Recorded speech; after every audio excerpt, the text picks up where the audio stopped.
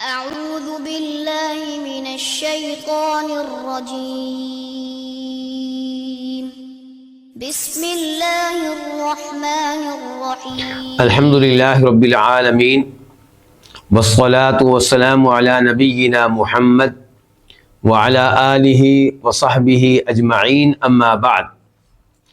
آج ہم اللہ کے فضل و کرم سے الدرر البہیہ کے ساتھ ہیں۔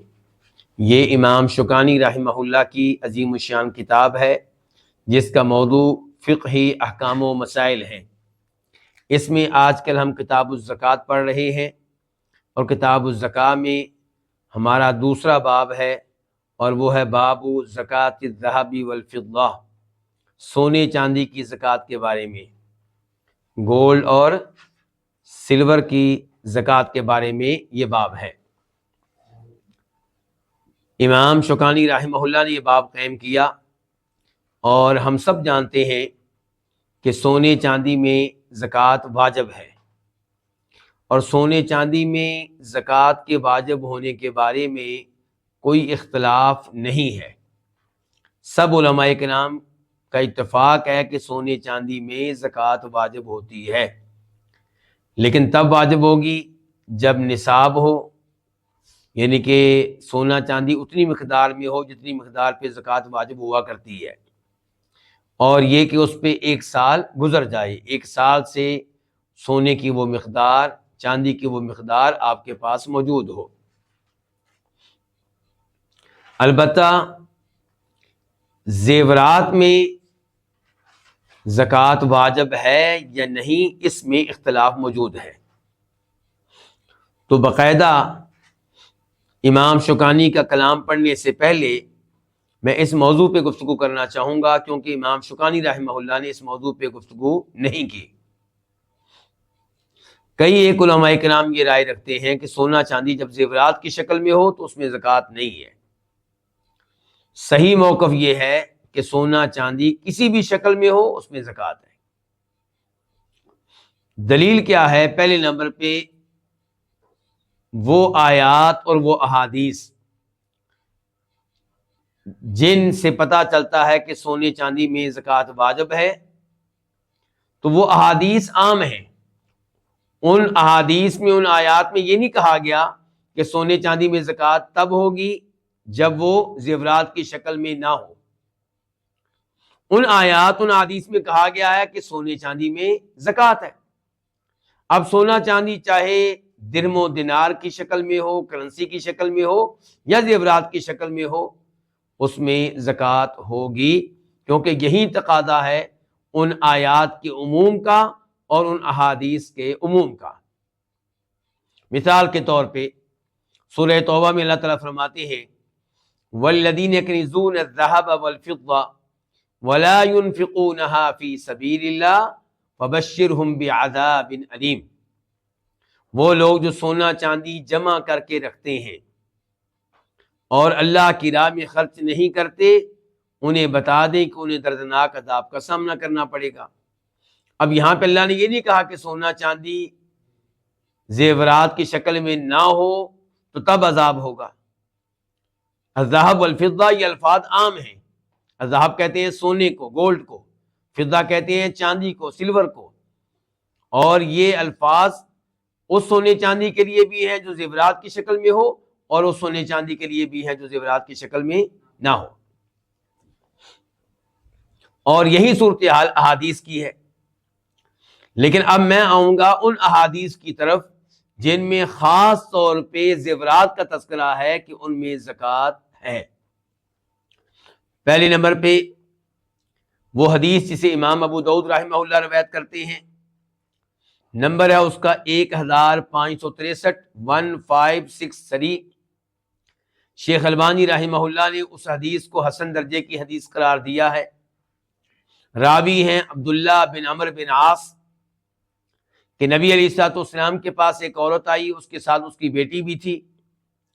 بیٹی کے ہاتھوں میں سونے کے موٹے موٹے کنگن تھے۔ کنگن کس کو کہتے ہیں جی؟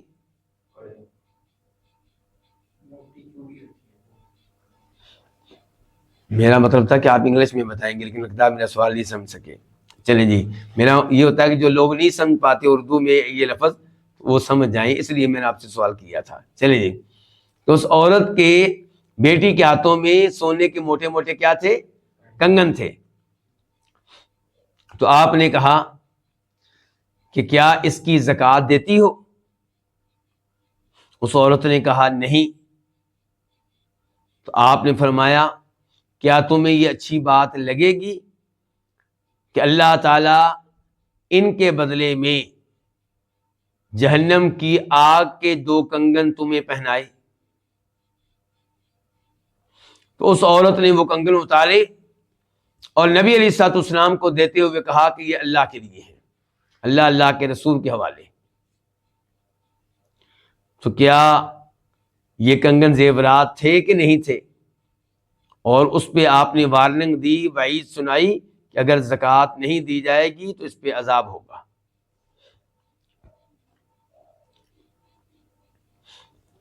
دوسرے نمبر پہ وہ حدیث جس کی راویہ ہیں سیدہ عائشہ ام المؤمنین رضی اللہ تعالی عنہا، کہتی ہیں کہ میں نے چاندی کی موٹی موٹی انگوٹھیاں پہنی ہوئی تھیں، نبی علیہ الصلوۃ والسلام نے میرے ہاتھوں پہ وہ دیکھی تو آپ نے پوچھا کہ کیا ان کی زکوٰۃ ادا کرتی ہو؟ میں نے کہا نہیں۔ فرمایا ہوا حسبک من النار، تمہیں جہنم میں پہنچانے کے لیے یہی گناہ کافی ہے۔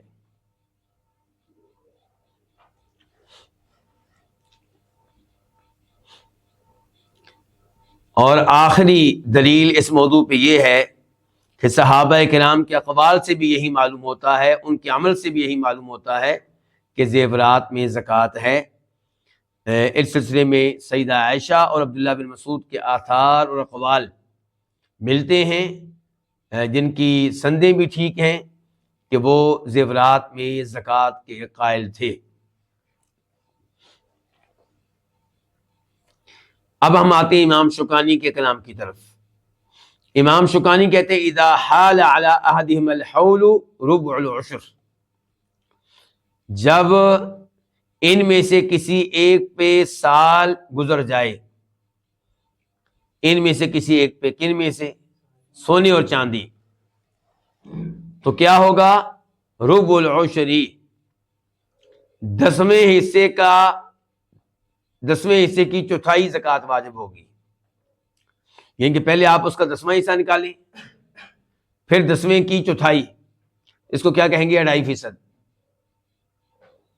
آپ کی انگلش میں کیا کہیں گے 2.5% کو؟ 2.5%۔ تو 2.5% زکوٰۃ ہوگی، اور اس کو آپ 40واں حصہ بھی کہہ سکتے ہیں، یہ 40واں حصہ بنتا ہے۔ اگر آپ حساب لگائیں تو یہ 100 کا کون سا حصہ بنتا ہے؟ 40واں حصہ بنتا ہے۔ اب دلیل کیا ہے اس کی؟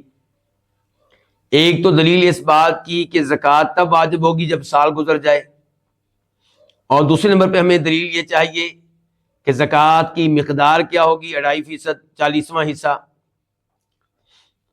تو امام ابو داؤد رحمہ اللہ روایت کرتے ہیں، اور حدیث کا نمبر ہے 1573، 1573۔ راوی ہیں امیر المؤمنین جناب علی رضی اللہ تعالی عنہ، وہ روایت کرتے ہیں نبی صلی اللہ علیہ وسلم سے، وَلَيْسَ فِي مَالٍ زَكَاةٌ حَتَّى يَحُولَ عَلَيْهِ الْحَوْلُ، کسی بھی مال میں زکوٰۃ واجب نہیں ہوتی جب تک کہ اس پہ 1 سال نہ گزر جائے۔ اس حدیث کو شیخ البانی رحمہ اللہ نے صحیح قرار دیا ہے۔ اور جہاں تک تعلق ہے اس بات کا کہ زکوٰۃ جو واجب ہوگی اس کی مقدار کیا ہوگی، اور امام شوکانی کیا کہہ رہے ہیں؟ 2.5%، یعنی کہ 40واں حصہ۔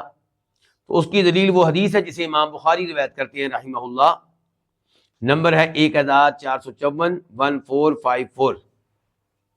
راوی ہیں انس رضی اللہ تعالی عنہ، اور یہ حدیث ہم کئی دفعہ پڑھ چکے ہیں گزشتہ ایام میں، کہ انس کہتے ہیں کہ ابو بکر صدیق رضی اللہ عنہ نے مجھے زکوٰۃ کا پورا نظام لکھ کر دیا، زکوٰۃ کی تفصیلات لکھ کر دیں، اور کہا کہ یہ وہ تفصیلات ہیں زکوٰۃ کی جو نبی علیہ الصلوۃ والسلام نے بتائی ہیں، اور یہ اس وقت ہوا تھا جب ابو بکر رضی اللہ عنہ انس رضی اللہ عنہ کو بحرین بھیج رہے تھے، بحرین کا گورنر بنا کر بھیج رہے تھے، یہ تب کی بات ہے۔ تو اس حدیث کے آخر میں یہ آتا ہے وَفِي الرِّقَةِ رُبُّ الْعُشْرِ، رقہ یہ عدتن کے وزن پہ ہے، چاندی، چاندی میں زکوٰۃ کی مقدار کیا ہوگی؟ فرمایا ربع العشری، وہی 40واں حصہ، 2.5%۔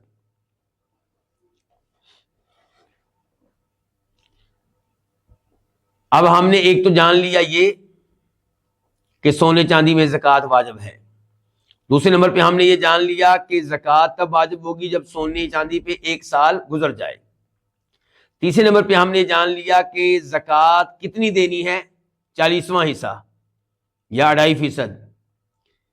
اب سوال یہ ہے کہ کتنی مقدار پہ زکوٰۃ واجب ہوگی، جس کو کیا کہتے ہیں؟ نصاب۔ تو امام شوکانی فرماتے ہیں وَنِصَابُ الذَّهَبِ 20 دینارا، سونے کا نصاب 20 دینار ہے، 20 دینار سونا ہوگا تب زکوٰۃ واجب ہوگی۔ 20 دینار آج کل کے لحاظ سے کیا ہے، اب ہم اس کے اوپر گفتگو کریں گے انشاءاللہ۔ تو 1 دینار ہوتا ہے 4.25 گرام کا، یعنی کہ 4.25، ایسے ہی ہے نا۔ تو یہ 1 دینار جو ہے اس کا وزن موجودہ ایام میں کتنا سونا ہوگا؟ 4.25 گرام۔ اچھا، اب 20 دینار کتنا بنے گا؟ 85 گرام، 85 گرام۔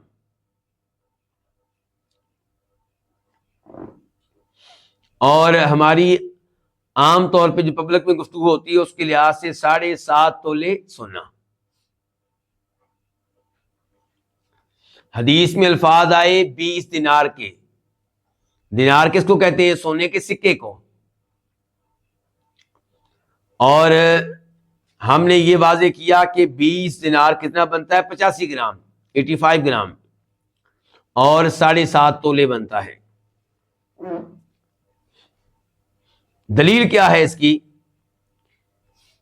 وہی حدیث جس کا اوپر تذکرہ ہوا ہے کہ امام ابو داؤد رحمہ اللہ روایت کرتے ہیں، نمبر ہے 1573، 1573، راوی ہیں امیر المؤمنین جناب علی رضی اللہ تعالی عنہ، کہ فرمایا نبی علیہ الصلوۃ والسلام نے فَإِذَا كَانَتْ لَكَ 100 درہم، جب تمہارے پاس کتنے درہم ہوں؟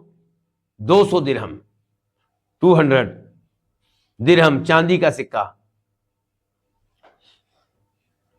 وحال علیہ الحول، اور ان پہ 1 سال گزر جائے، ففیہا 5 دراہم، تو ان میں زکوٰۃ واجب ہوگی اور اس کی مقدار ہوگی 5 درہم، 5 درہم۔ ٹوٹل درہم کتنے تھے؟ 200، تو 5 درہم، یہ 200 درہم کا کیا بنے؟ 2.5%، 2.5%، اور وہی 40واں حصہ۔ وَلَيْسَ عَلَيْكَ شَيْءٌ یعنی فی الذهب حتى يكون لك 20 دینارا، اور تمہارے اوپر سونے میں کوئی بھی زکوٰۃ نہیں ہے جب تک کہ سونا 20 دینار تک نہ پہنچ جائے۔ فَإِذَا كَانَ لَكَ 20 دینارا، جب سونا 20 دینار ہو، وحال علیہ الحول، اور 20 دینار پہ 1 سال گزر جائے، ففیہا نصف دینار، تو اس میں زکوٰۃ کیا واجب ہوگی؟ آدھا دینار، اور آدھا دینار یہ ہم کہہ چکے ہیں کہ کیا بنے گا اس کا؟ 2.5%۔ 20 دینار کا کیا بنے گا؟ 2.5%۔ فما زاد فبحساب ذلک، اور جو سونا اور چاندی نصاب سے بڑھ کر ہو تو اس کی زکوٰۃ اسی حساب سے ہوگی، یعنی کہ آپ کو بتا دیا گیا کہ 85 گرام میں کتنی زکوٰۃ ہے؟ 2.5%۔ اب آپ کے پاس ہے 100 گرام، تو 100 گرام کا 2.5% نکال لیں۔ آپ کے پاس ہے 200 گرام، تو 200 گرام کا 2.5% نکال لیں۔ چاندی کے بارے میں کیا آیا کہ 200 درم چاندی ہوگی تو تب زکوٰۃ ہے، اور درم کے بارے میں بتا چکا ہوں کہ یہ سلور کی سکے کو کہتے ہیں، کوئن کو کہتے ہیں۔ اچھا، اب اس میں سکے تو اب نہیں ہے، اب ہمارے لحاظ سے، گرام کے لحاظ سے، تولے کے لحاظ سے مقدار کیا ہوگی؟ 200 درہم بنیں گے 595 گرام، 595، اور ہماری عام جو گفتگو ہوتی ہے اس لحاظ سے 52.5 تولے چاندی۔ اگر 595 گرام سے کم چاندی ہے تو اس کے اوپر کوئی زکوٰۃ نہیں ہے۔ کسی کے پاس 85 گرام سے کم سونا ہے تو اس کے اوپر کوئی زکوٰۃ نہیں ہے۔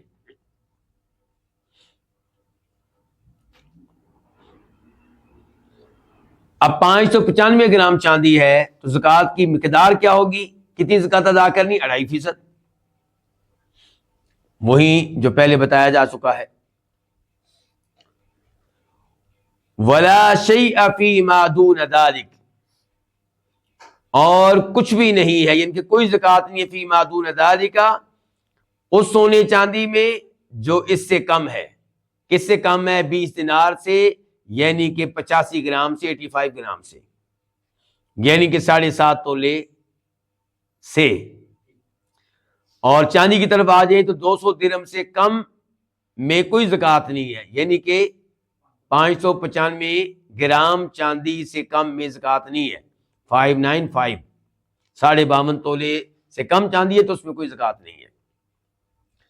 اچھا، یہاں پہ ایک سوال اٹھے گا کہ اگر کسی آدمی کے پاس کچھ مقدار ہے گولڈ کی، سونے کی، اور کچھ مقدار ہے چاندی کی، سلور کی، تو کیا دونوں کو ملا کر زکوٰۃ دی جائے گی؟ ویسے تو آپ اللہ کی راہ میں خرچ کریں جی، بسم اللہ، لیکن زکوٰۃ واجب نہیں ہے۔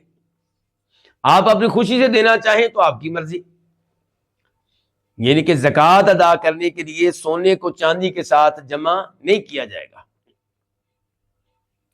البتہ کرنسی اگر کسی کے پاس موجود ہے، اس کے پاس مثال کے طور پہ 5 تولے کیا ہے؟ گولڈ، سونا، اور کچھ کرنسی موجود ہے، پاؤنڈ، ڈالر، روپے وغیرہ، تو کیا ان کو سونے کے ساتھ ملایا جائے گا؟ احتیاط اسی میں ہے کہ اس کو ملایا جائے، چونکہ چاندی کی زکوٰۃ شریعت نے بتا دی ہے، سونے کی بتا دی، شریعت نے یہ نہیں کہا کہ ان کو جمع کرو، لیکن کرنسی ایک نئی چیز ہے اور یہ جگہ لیتے ہیں سونے کی یا چاندی کی، تو چونکہ ان میں اختلاف موجود ہے تو احتیاط اسی میں ہے کہ ان کو سونے کے ساتھ ملا لیا جائے، اور اگر ان کو ملانے کے ساتھ سونا پہنچ جاتا ہے 85 گرام کی قیمت کو تو پھر اس کی زکوٰۃ ادا کی جائے۔ چاندی پہنچ جاتی ہے اگر کرنسی ملا کر 595 گرام کو، 595 کو، تو پھر ملایا جائے اور زکوٰۃ ادا کی جائے، احتیاط اسی میں ہے۔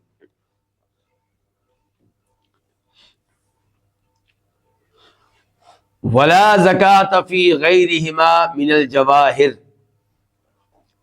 اور کوئی زکوٰۃ نہیں ہے سونے چاندی کے علاوہ دیگر جواہرات میں۔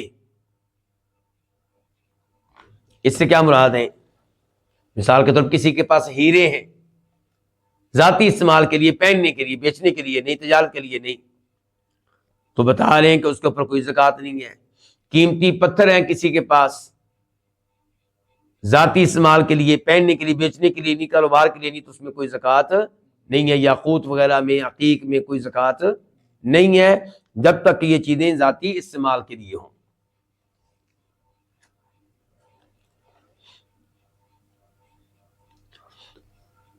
وَأَمْوَالِ التِّجَارَةِ، اور مال تجارت میں بھی زکوٰۃ نہیں ہے۔ یہ کون کہہ رہے ہیں؟ امام شوکانی رحمہ اللہ۔ اور یہی موقف ہے ان علماء کرام کا جن کو ظاہری کہا جاتا ہے، ان کا بھی یہی موقف ہے کہ مال تجارت میں زکوٰۃ نہیں ہے۔ شیخ البانی رحمہ اللہ کا بھی یہی موقف تھا کہ مال تجارت میں زکوٰۃ نہیں ہے۔ دوسرا موقف کیا ہے اور درست موقف کیا ہے؟ انشاءاللہ راجح موقف یہی ہے کہ مال تجارت میں زکوٰۃ ہوگی۔ کیا دلائل ہیں؟ اب یہاں پہ تفصیل سے گفتگو کرنا پڑے گی، کیونکہ جو کتاب پڑھ رہے ہیں اس کے مؤلف تو کہہ چکے کہ مال تجارت میں زکوٰۃ نہیں ہے۔ اب ہم نے اپنے مؤلف کے خلاف موقف اپنانا ہے، وہ موقف دینا ہے جو ہمارے مؤلف کے خلاف ہے، کیونکہ ہم اندھے مقلد نہیں ہیں، ہم دلیل کی پیروی کرنے والے ہیں، اور یہی لوگوں کو مشورہ دیتے ہیں، ان سے بھی یہی تقاضا کرتے ہیں کہ قرآن و حدیث کے دلائل آ جائیں تو پھر دائیں بائیں نہ دیکھا کریں۔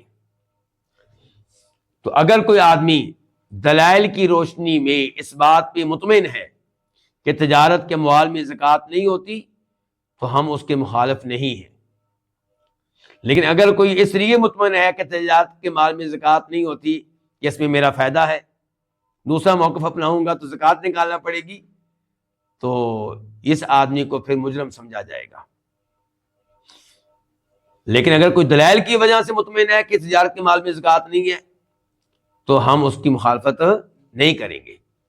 تو آئیے اب دیکھتے ہیں ان دلائل کی طرف جن سے پتہ چلتا ہے کہ تجارتی مال میں زکوٰۃ ہے۔ تجارتی مال سے مراد کیا ہے؟ جو بھی مال بیچنے کے لیے ہے۔ مثال کے طور پہ آپ کے پاس موبائل ہے بیچنے کے لیے، ان پہ زکوٰۃ ہے۔ آپ کی شاپ ہے پنکھوں کی، پنکھے بیچنے کے لیے، کاروبار کے لیے، تجارت کے لیے، ان پہ زکوٰۃ ہے۔ آپ کی شاپ ہے کتابوں کی، بکس کی، تو ان کے اوپر زکوٰۃ ہے۔ آپ کے پلاٹ ہیں بیچنے کے لیے، ذاتی استعمال کے لیے نہیں، ان کے اوپر زکوٰۃ ہے۔ آپ کے پاس گاڑیاں ہیں ذاتی استعمال کے لیے بلکہ بیچنے کے لیے، کاروبار کے لیے، تجارت کے لیے، ان کے اوپر زکوٰۃ ہے۔ آپ کے پاس ایک ہی بھینس کھڑی ہے لیکن ہے کاروبار کے لیے، تجارت کے لیے، تو اس کے اوپر زکوٰۃ ہے۔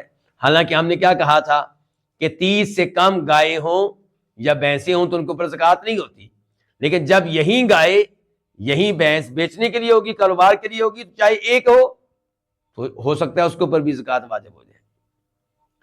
ہم نے کہا تھا کہ کتنے اونٹوں پہ زکوٰۃ نہیں ہے؟ 4 میں، 5 ہوں گے تو زکوٰۃ ہوگی، لیکن اگر 4 اونٹ کاروبار کے لیے ہیں تو ان کے اوپر زکوٰۃ واجب ہو رہی ہے۔ بکریوں کے بارے میں ہم نے کیا کہا تھا؟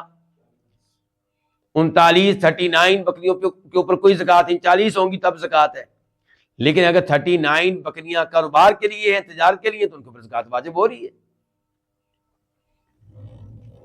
تو آئیے اب دلائل کی طرف۔ سب سے پہلے میں یہاں پہ امام ابن المنذر رحمہ اللہ کا قول پیش کرنا چاہوں گا۔ ان کی کتاب ہے الاجماع، اس کا تذکرہ چند دن پہلے بھی میں نے کیا تھا۔ اس کتاب میں انہوں نے ان مسائل کو بیان کیا ہے جن مسائل پہ علماء کرام کا اتفاق ہے، یا علماء کرام کا مکمل اتفاق نہ بھی ہو تو اتفاق کے قریب قریب ہے۔ مثال کے طور پہ 99% علماء کرام جو ہیں وہ یہ رائے رکھتے ہیں۔ تو اس قسم کی جب صورتحال ہوگی تو اس کا تذکرہ پھر وہ اپنی کتاب میں کرتے ہیں۔ یہاں پہ وہ کہہ رہے ہیں وَأَجْمَعُوا، علماء کرام کا اجماع ہے، اتفاق ہے، عَلَىٰ أَنَّ فِي الْعُرُوضِ الَّتِي تُجَارُ لِلتِّجَارَةِ الزَّكَاةَ، کہ اس سامان پہ جو تجارت کے لیے ہے اس پہ زکوٰۃ ہے۔ اذا حال علیہ الحول، جب اس سامان پہ 1 سال گزر جائے۔ تو امام المنذر کیا کہہ رہے ہیں؟ اس پہ علماء کرام کا اجماع ہے، اتفاق ہے۔ دوسرے نمبر پہ حدیث، راوی ہیں سمرہ بن جندب رضی اللہ تعالی عنہ، کہ ان رسول اللہ صلی اللہ علیہ وسلم کان یأمرنا ان نخرج الصدقہ من الذی نعد للبیع، کہ ہمیں نبی علیہ الصلوۃ والسلام حکم دیا کرتے تھے کہ ہم زکوٰۃ ادا کریں اس مال میں سے جس مال کو ہم تیار کرتے ہیں للبیع، بیچنے کے لیے، کاروبار کے لیے، تجارت کے لیے۔ اس حدیث کو روایت کی امام ابو داؤد رحمہ اللہ نے، نمبر ہے 1562، 1562 شیخ البانی رحمہ اللہ نے اس حدیث کو ضعیف قرار دیا ہے۔ تو یہ حدیث تجارت میں زکوٰۃ واجب قرار دینے کے لیے کافی نہیں ہے کیونکہ ضعیف ہے، لیکن ایک تو ہم پہلے کیا پڑھ چکے ہیں، علماء کرام کا اجماع، کافی سارے علماء کرام، دوسرے نمبر پہ یہ ضعیف حدیث، تیسرے نمبر پہ امام بخاری رحمہ اللہ صحیح بخاری میں باب قائم کرتے ہیں، باب صدقۃ الکسب والتجارہ، باب ہے اس بارے میں کہ جو مال آپ کماتے ہیں اس میں زکوٰۃ ہے، جو تجارت آپ کرتے ہیں اس میں زکوٰۃ ہے۔ یہ کون کہہ رہے ہیں؟ امام بخاری رحمہ اللہ۔ اور پھر دلیل کے طور پہ قرآن کریم کی آیت لے کر آئے ہیں، یا ایھا الذین آمنوا انفقوا من طیبات ما کسبتم ومما اخرجنا لکم من الارض، اے ایمان والو تم خرچ کرو من طیبات ما کسبتم، ان عمدہ اموال میں سے جو تم نے کمائے ہیں۔ یہاں پہ اللہ نے سونے چاندی کا نام نہیں لیا، جانوروں کا نام نہیں لیا، کھیتی باڑی کا نام نہیں لیا۔ اللہ تعالیٰ کہہ رہے ہیں جو بھی مال ہے، جو مال بھی تم نے کمائے ہیں اور وہ حلال ہیں، تو ان میں سے اللہ کی راہ میں خرچ کرو۔ وَمِمَّا أَخْرَجْنَا لَكُم مِّنَ الْأَرْضِ، اور جو زمینی پیداوار ہے اس میں سے بھی اللہ کی راہ میں خرچ کرو، یعنی کہ زکوٰۃ ادا کرو۔ تو یہ امام بخاری نے اس آیت سے مسئلہ اخذ کیا ہے کہ اس آیت سے پتہ چلتا ہے کہ تجارتی مال میں زکوٰۃ ہے۔ یہ سورہ بقرہ کی آیت نمبر تھی 267۔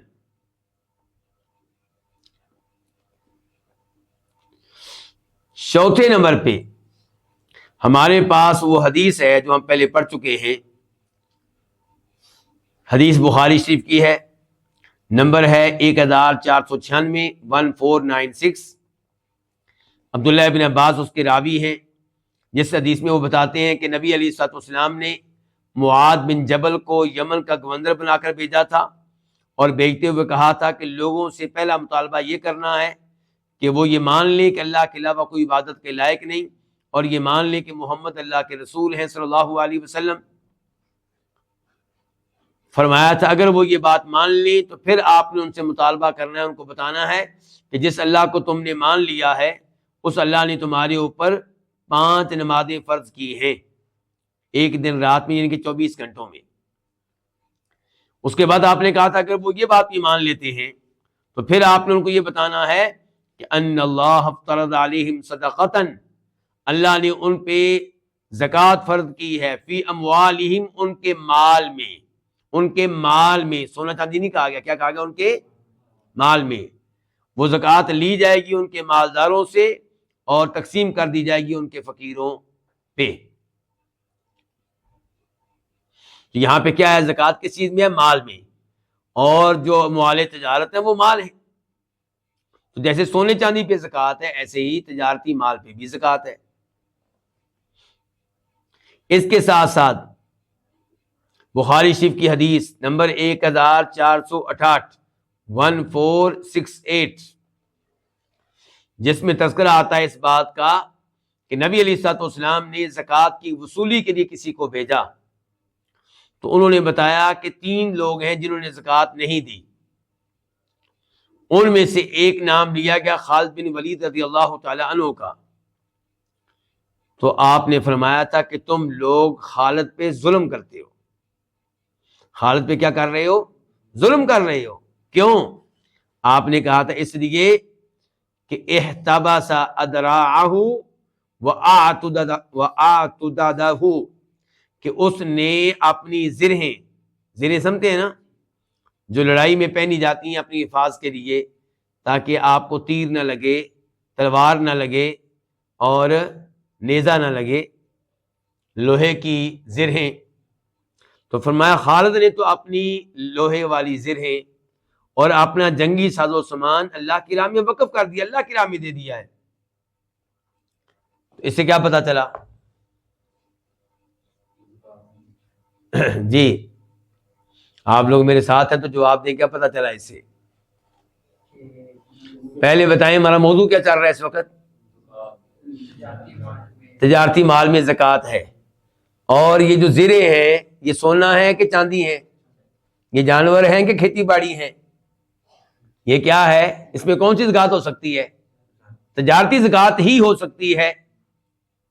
تو آپ نے بتایا کہ ان کے اوپر یہ زکوٰۃ تم کیسے واجب قرار دے رہے ہو جبکہ وہ یہ سامان اللہ کی راہ میں وقف کر چکے ہیں.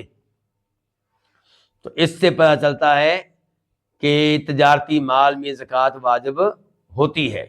خالد بن ولید پہ واجب نہیں ہے کیونکہ انہوں نے مال اپنی ملکیت میں اب رکھا ہی نہیں، انہوں نے اللہ کی ملکیت میں دے دیا، اللہ کی راہ میں وقف کر دیا ہے.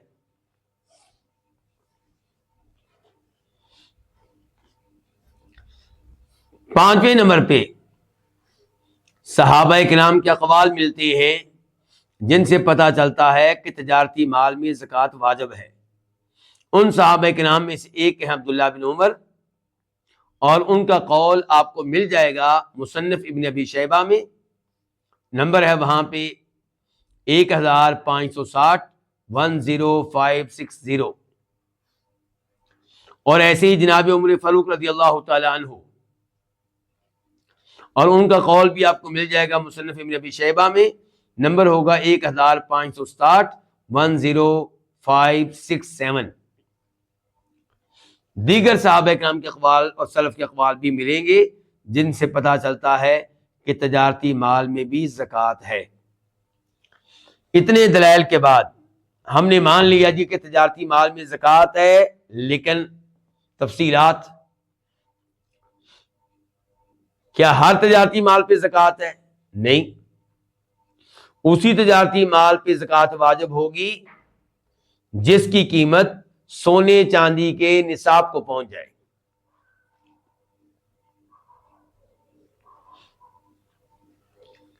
آپ یہ بتائیں کہ سونا اگر 85 گرام ہو تو اس کی روپے میں کیا قیمت بن رہی ہے؟ 1 گرام کی کیا قیمت ہے آج کل؟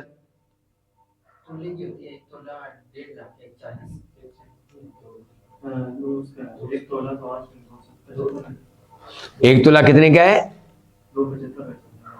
2,75,000 روپے کا. تو ٹھیک ہے، اس کو 7 میں ضرب دیں 2,75,000 کو، جلدی کریں.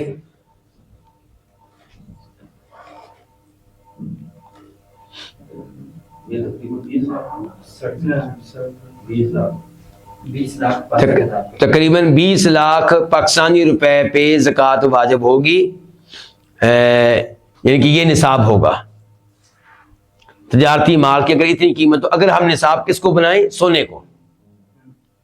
اور اگر ہم بنائیں چاندی کو تو چاندی تو 1.5 لاکھ روپے بن رہی ہے. کیا بن رہی ہے؟ 1.5 لاکھ روپیہ. تو اب ہم نے تجارتی مال میں کس کو معیار بنانا ہے، کس کو نصاب بنانا ہے، سونے کو یا چاندی کو؟ اس میں علماء کرام میں اختلاف ہے. پہلے اختلاف اتنا شدید نہیں تھا. کیوں؟ کیونکہ سونے چاندی کے نصاب میں کوئی بہت بڑا فرق نہیں تھا.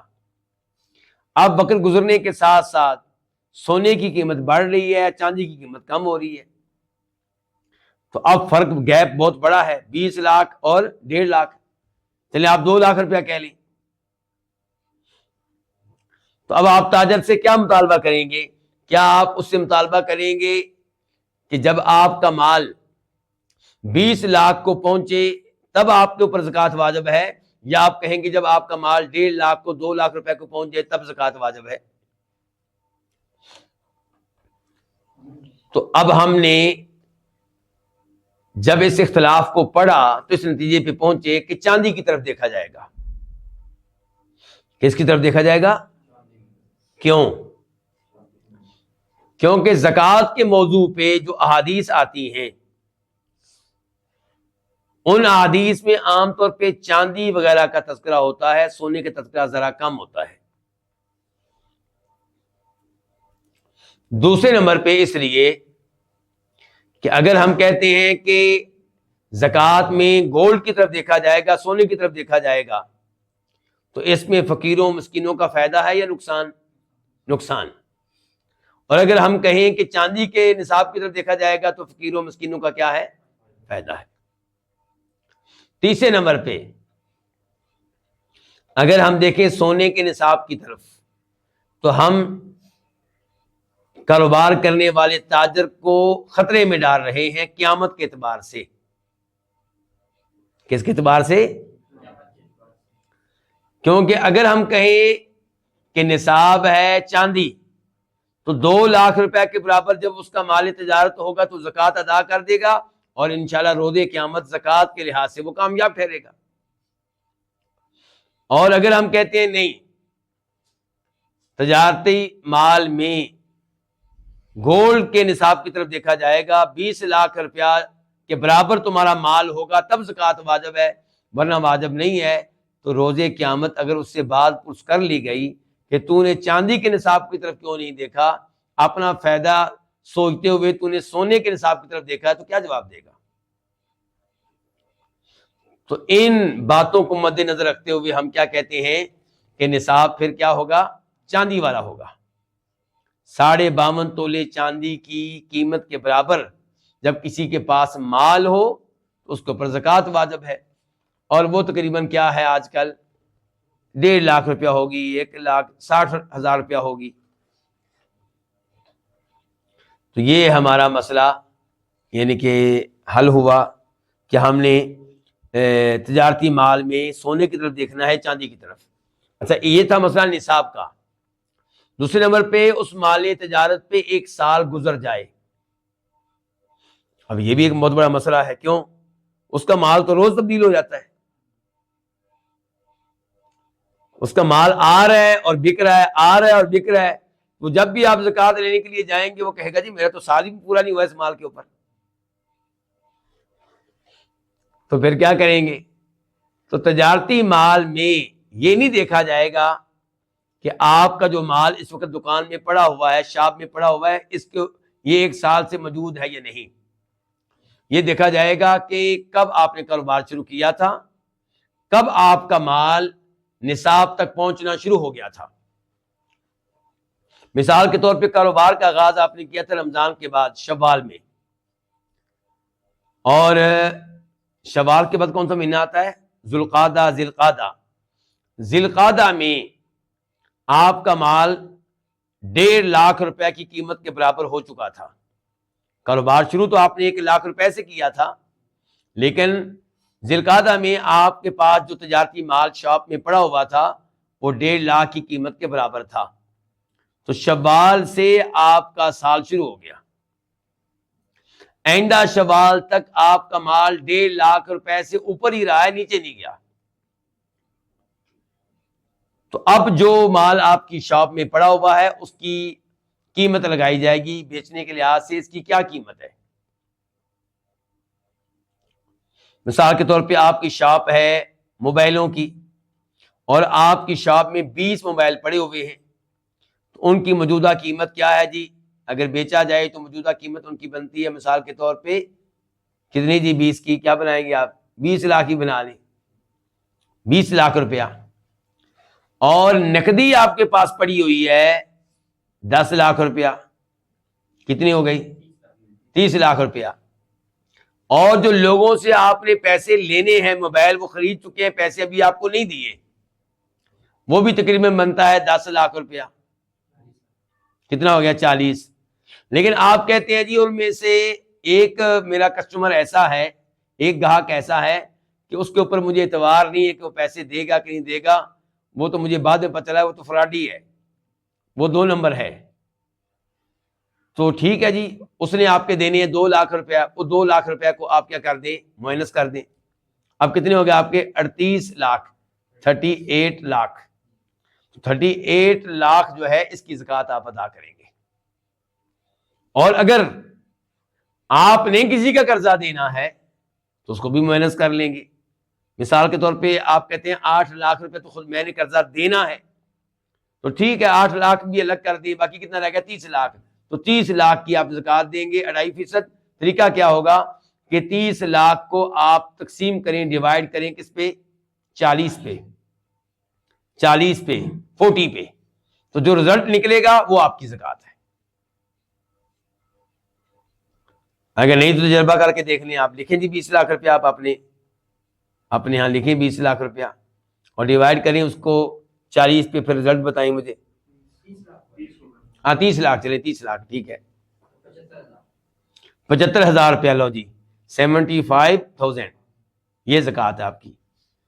تو آپ ماشاءاللہ 30 لاکھ کے مالک ہیں، اس میں 75,000 زکوٰۃ بڑی خوشی سے دیں آپ، اللہ بڑی برکتیں ڈالے گا آپ کے کاروبار میں، اللہ آپ کی اولاد میں برکتیں ڈالے گا، اللہ تعالیٰ آپ کی اپنی زندگی میں برکتیں ڈالے گا، آپ کو سکون ملے گا، راحت ملے گی، خوشیاں ملیں گی، سعادتیں ملیں گی آپ کو۔ اس کے بعد کہتے ہیں امام شوکانی رحمہ اللہ، والمستغلات، اور مستغلات میں بھی کوئی زکوٰۃ نہیں ہے۔ ایک تو انہوں نے کہا تھا کہ ہیرے جواہرات میں کوئی زکوٰۃ نہیں ہے، پھر کہا تھا تجارتی مال میں کوئی زکوٰۃ نہیں ہے، تجارتی مال میں زکوٰۃ کے معاملے میں ہم نے ان سے اختلاف کیا، دلائل بھی دیے، اور یہ بتا دوں کہ ہیرے جواہرات بھی اگر کاروبار کے لیے ہیں تو ان میں بھی زکوٰۃ ہے۔ اور اب وہ کہہ رہے ہیں المستغلات میں بھی زکوٰۃ نہیں ہے۔ المستغلات حصول منفعت کے لیے تیار کی گئی اشیاء، حصول منفعت کے لیے تیار کی گئی اشیاء۔ اتنی مشکل اردو میں نے نہیں بولی ویسے، لیکن اب آپ لوگ جو ہیں اردو میں کمزور ہو چکے، انگلش میں ماہر ہو چکے، تو بڑا آسان لفظ آپ کی طرف سے بولا ہے اور آپ کے لیے مشکل ہو گیا ہے۔ یعنی کہ وہ چیزیں جو پرافٹ کے لیے، آمدن کے لیے رکھی گئی ہیں۔ ابھی مثال دوں گا، بات واضح ہو جائے گی۔ وہ گھر جو آپ نے بنائے ہیں کرائے پہ دینے کے لیے، ایسٹس کہہ لیں، چلیں جی ٹھیک ہے ایسے کہہ لیں، لیکن وہ گھر جو کرائے پہ دینے کے لیے ہیں تو ان پہ کوئی زکوٰۃ نہیں ہے۔ اور ایسے ہی مثال کے طور پہ جو جانور آپ نے رکھے ہیں کرائے پہ دینے کے لیے، اونٹنیاں، گھوڑے، لوگوں کو بٹھاتے ہیں سواری کے طور پہ، ان کو سوار کرتے ہیں اور پیسے کماتے ہیں، ان گھوڑوں کے اوپر بھی کوئی زکوٰۃ نہیں ہے۔ گاڑیاں، ٹیکسیاں جو آپ نے کرائے پہ دینے کے لیے رکھی ہیں ان کے اوپر کوئی زکوٰۃ نہیں ہے۔ پلازا آپ نے بنایا ہے کہ اس کی شاپ وغیرہ جو ہوں گی وہ کرائے پہ دوں گا، رینٹ پہ دوں گا، کوئی زکوٰۃ نہیں ہے۔ گودام آپ نے بنائے ہیں، سٹور، کرائے پہ دینے کے لیے ان کے اوپر کوئی زکوٰۃ نہیں ہے۔ اور کیا چیزیں ذہن میں آ سکتی ہیں؟ اس قسم کی سب چیزیں آپ امید ہے سمجھ چکے ہوں گے کہ وہ تمام چیزیں۔ اچھا، المستغلات لفظ آیا کہاں سے؟ المستغلات یہ ہے استغلہ سے، عربی میں کہتے ہیں استغل الارض، زمین سے غلہ لینا، زمین سے فائدہ اٹھانا۔ تو وہ چیزیں جو فائدہ اٹھانے کے لیے بنائی گئی ہیں، تیار کی گئی ہیں، ان کے اوپر زکوٰۃ نہیں ہے۔ ایک آدمی نے مثال کے طور پہ 100 گاڑیاں رکھی ہیں کرائے پہ دینے کے لیے، رینٹ پہ دینے کے لیے، تو 100 کی 100 گاڑیوں کے اوپر کوئی زکوٰۃ نہیں ہے، کیونکہ یہ رینٹ کے لیے ہے، تجارت کے لیے نہیں ہے، بیچنے کے لیے نہیں ہے۔ البتہ جو کرایہ آئے گا، رینٹ جو آئے گا، وہ اگر آپ استعمال کر رہے ہیں، ہر مہینے خرچ ہو رہا ہے، کوئی زکوٰۃ نہیں ہے۔ لیکن اگر آپ اس کو جمع کر رہے ہیں، سیو کر رہے ہیں، اور وہ رینٹ پہنچ جاتا ہے 1.5 لاکھ روپے کو، اور سال تک وہ 1.5 لاکھ روپیہ رہتا ہے یا اس سے زیادہ رہتا ہے، تو پھر ان کے اوپر زکوٰۃ ہوگی۔ لیکن وہ زکوٰۃ کس کے اوپر ہے؟ آمدن کے اوپر ہے، اور آمدن کے اوپر اس لیے ہے کہ وہ ایسا مال ہے جو آپ کے پاس پڑا ہوا ہے اور 1 سال گزر گیا ہے۔ جیسے باقی کرنسی کے اوپر زکوٰۃ ہے، نقدی کے اوپر زکوٰۃ ہے، ایسے یہ زکوٰۃ ہے۔ ورنہ کرائے پہ دی جانے والی چیزوں کے اوپر بنیادی طور پہ کوئی زکوٰۃ نہیں ہے۔